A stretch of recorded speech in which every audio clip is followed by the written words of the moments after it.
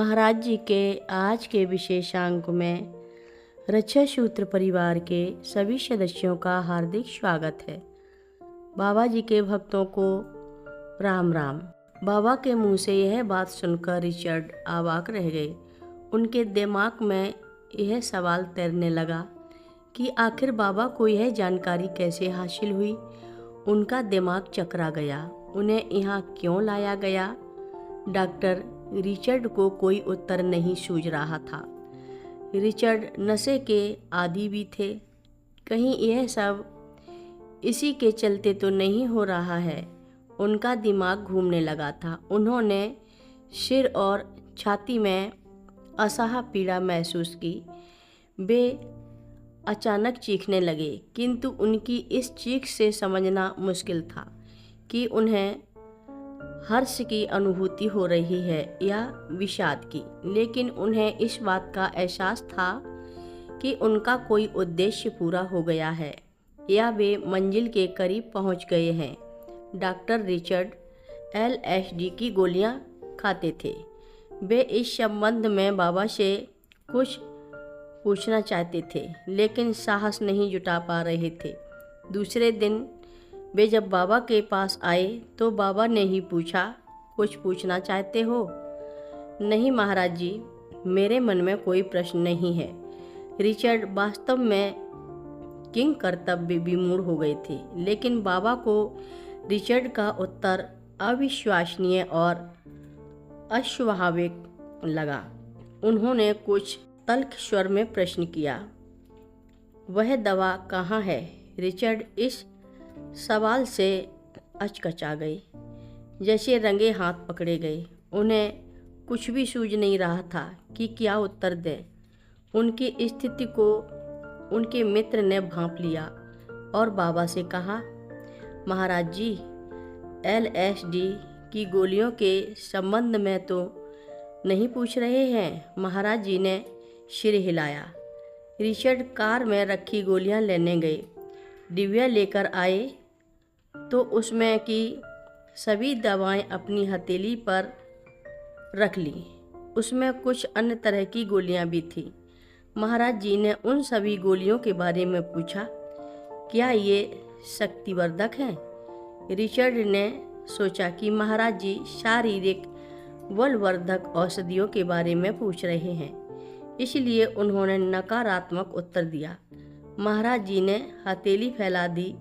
Richard ने LSD की एक गोली बाबा की हथेली पर रख दी। हर गोली में 300 ग्राम शुद्ध LSD थी, जो एक युवक के लिए एक समय की पूरी खुराक थी। बाबा ने और गोली का संकेत किया। रिचर्ड ने एक और गोली उनके हाथ पर रखी। बाबा ने तीसरी गोली मांगी।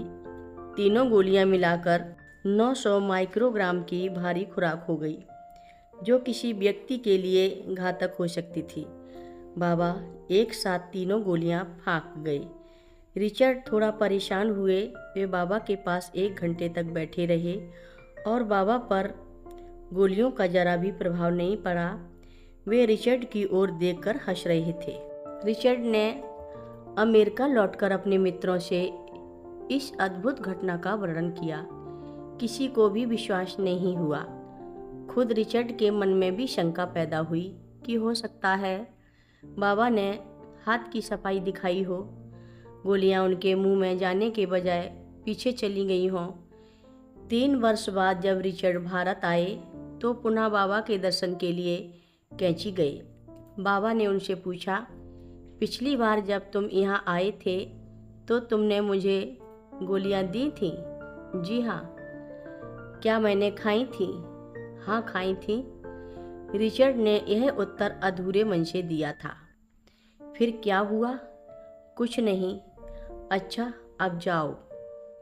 रिचर्ड वहाँ से चले गए। दूसरे दिन जब वे बाबा के दर्शन के लिए आए तो बाबा जी तख्त पर बैठे थे।